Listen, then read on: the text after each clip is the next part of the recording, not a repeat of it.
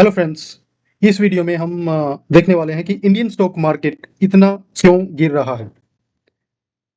देखिए, सबसे पहले हम देखते हैं जो निफ्टी 50 इंडेक्स है उसका ये चार्ट है। इस चार्ट में सबसे पहले हम कुछ इंपॉर्टेंट जो लैंडमार्क पॉइंट है वो मार्क कर लेते हैं। सबसे पहला लैंडमार्क पॉइंट ये है जो 26,277 जो कि ऑल टाइम हाई है ATH। और ये अभी जो निफ्टी जहाँ पे है वो है 23,532 यहाँ पे। And this is the critical point. यहाँ पे इलेक्शन हुआ था यहाँ, और ये जो बड़ी वाली कैंडल है ये इलेक्शन डे की कैंडल है। इलेक्शन डे की कैंडल है। इलेक्शन के बाद में निफ्टी शूट अप करती है, ऊपर जाती है, कॉन्टिन्यूसली ऊपर जाती है और ऑल टाइम हाई लगाती है with in span of 2-3 months. ये यहाँ से करीब करीब आप लगा लीजिए यहीं पे, यहाँ से ये इस वाले लेवल से 22,500 के लेवल से पूरा 26,277 पे जाती है।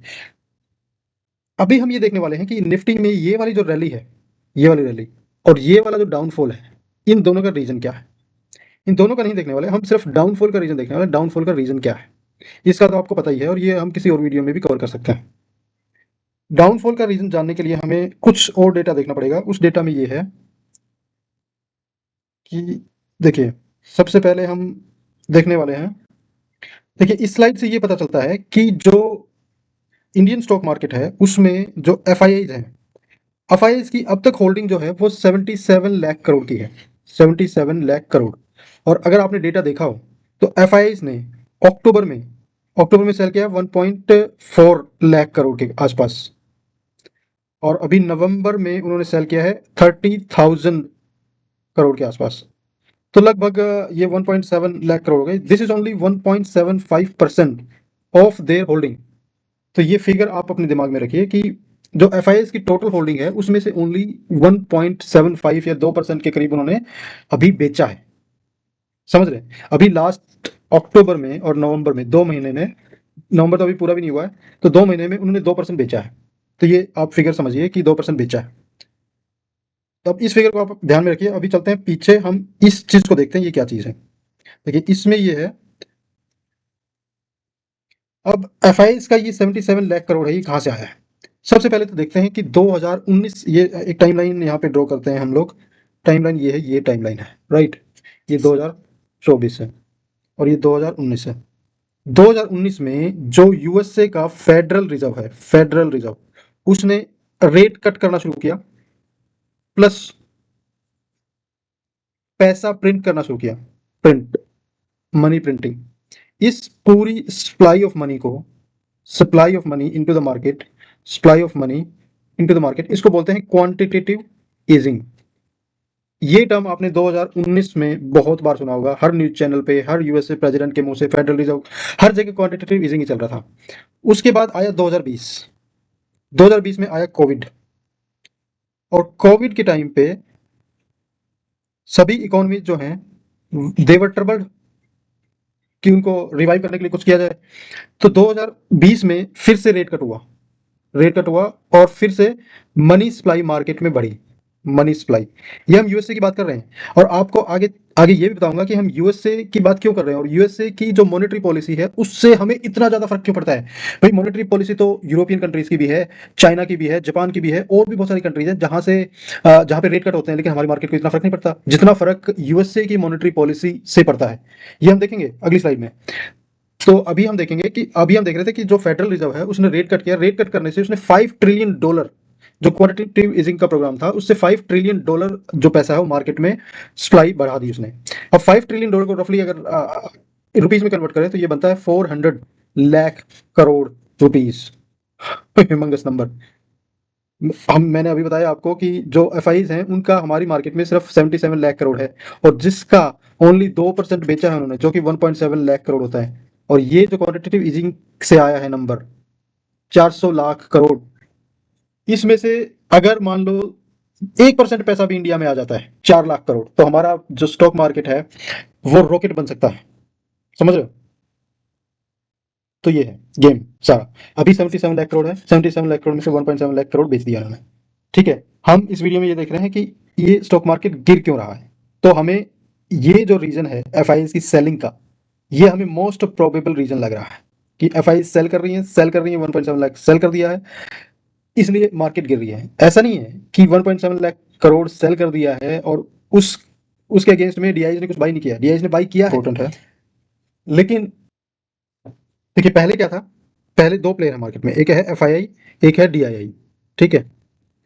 अब ये लोग बाई कर रहे हैं, बाई कर रहे हैं, प्लस प्लस प्लस, तो मार्केट जा रहा है ऊपर। अब इन्होंने क्या किया है, इन्होंने कर दिया सेल, सेल, इसमें जाएगा मार्केट नीचे। एक तो ये सिनारियो है, ये है 2024 अक्टूबर से। बिफोर अक्टूबर क्या सिनारियो था, बिफोर अक्टूबर सिनारियो था, ये थे लेटस से न्यूट्रल, न्यूट्रल और बुलिश, और ये भाई साहब डोमेस्टिक इंस्टीट्यूशन थे पूरे बुलिश, बुलिश। इसलिए इस सिनारियो में मार्केट जो है वो ऊपर जा रहा था। अभी नेक्स्ट स्लाइड में हम देखने वाले हैं, अच्छा नेक्स्ट स्लाइड में जाने से पहले हम यहाँ इस स्लाइड में ये देख लेते हैं कि जो इंडियन मार्केट है उसमें, मैं आपको पिछली स्लाइड में बता रहा था कि हम यूनाइटेड स्टेट्स, यूएस जो अमेरिका है, उसकी मॉनेटरी पॉलिसी को इतना फॉलो क्यों करते हैं, क्योंकि हमारी जो फॉरेन इन्वेस्टमेंट है जो हमने 77 लाख करोड़ है, वो उसमें से 20 to 30% यूएसए से आती है, समझ रहे हो, यूएसए से आती है, फिर मॉरिशस से आती है, फिर सिंगापुर से आती है, फिर यूके से आती है। तो मोस्ट मेजोरिटी जो इन्वेस्टमेंट है वो इन कंट्रीज से आ रही है। इसलिए हम इस यूनाइटेड स्टेट्स की जो मॉनेटरी पॉलिसी है, मॉनेटरी पॉलिसी है, उसको हम इतना इंपॉर्टेंस देते हैं, क्योंकि यहाँ पे अगर एक्सेस सप्लाई होगी पैसे की, तो वो सारा पैसा एफआई के रूट के थ्रू इंडियन मार्केट में आएगा।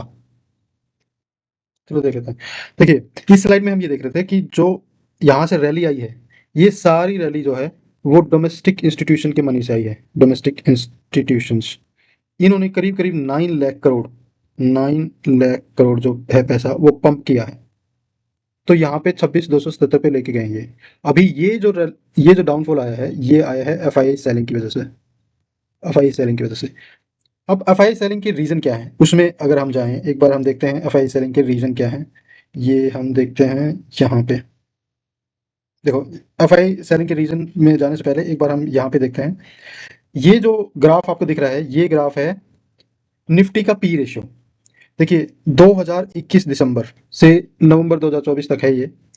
अभी देखिए यहाँ पे ये 25 से भी ऊपर जा चुका है, और यहाँ पे ये 21, यहाँ पे 25.5 है, यहाँ पे 21.5 है। तो यहाँ से जो डोमेस्टिक इंस्टीट्यूशन है उनका पैसा लगना शुरू हुआ और ये लेके गए हैं वैल्यूएशन को पूरा ऊपर। यहाँ पे वैल्यूएशन जब 24.5 पहुंच गया, तब एफआईज ने सेलिंग करी और वैल्यूएशन को ले आए 21.5।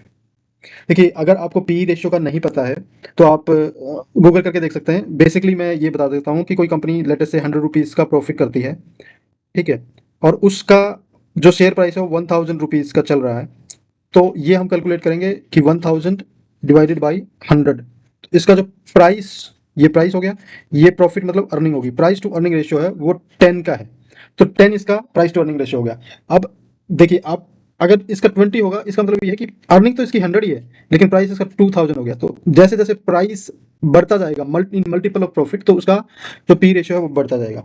तो ऐसे ही अगर हम निफ्टी का पी रेशियो देखें, तो निफ्टी का पी रेशियो यहाँ पे ओवर वैल्यूड था, और यहाँ पे नीचे गिर रहा है, जो मार्केट नीचे गिर रही है तो नीचे गिर रहा है। अभी 21.5 आया है, अभी और भी स्कोप है नीचे आने का, क्योंकि इसने बॉटम यहाँ पे लगाया है 20 का, यहाँ पे और भी नीचे 19 के आसपास।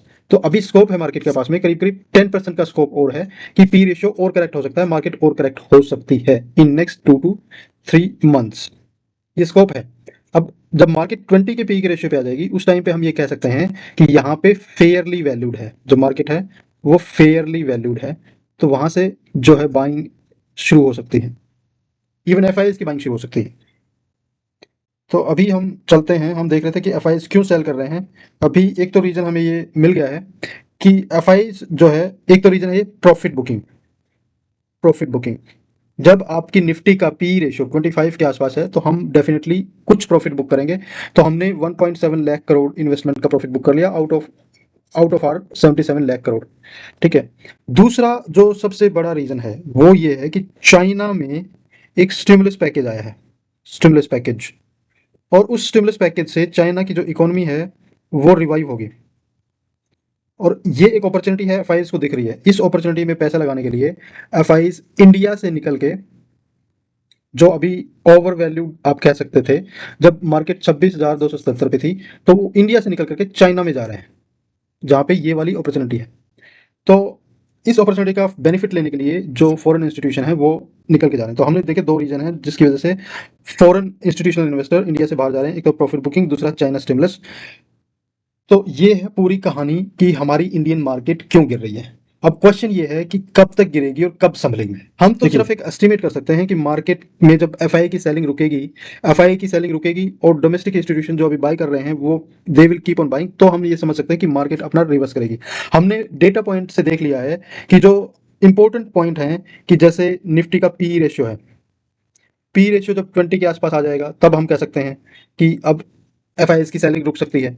दूसरा, अगर ट्रंप एडमिनिस्ट्रेशन की ऐसी कोई पॉलिसी आती है जो चाइना के अगेंस्ट हो, तब हम कह सकते हैं कि जो एफआईआई की सेलिंग रुक सकती है। तीसरा, अब इंडिया में इलेक्शन हो रहे हैं, महाराष्ट्र का इलेक्शन है, छत्तीसगढ़ का इलेक्शन है, छत्तीसगढ़ या झारखंड का, सॉरी झारखंड का इलेक्शन है। तो यहाँ पे क्या कौन सी पार्टी पावर में आती है, तो उससे भी ये काफी डिपेंड करेगा कि जो सेंट्रल गवर्नमेंट है, अभी एक कोalition गवर्नमेंट है, तो कोalition गवर्नमेंट को एक स्ट्रेंथ मिलती है या वीक होने के चांसेस हैं। तो ये फैक्टर भी बहुत इंपॉर्टेंट रोल प्ले करेगा।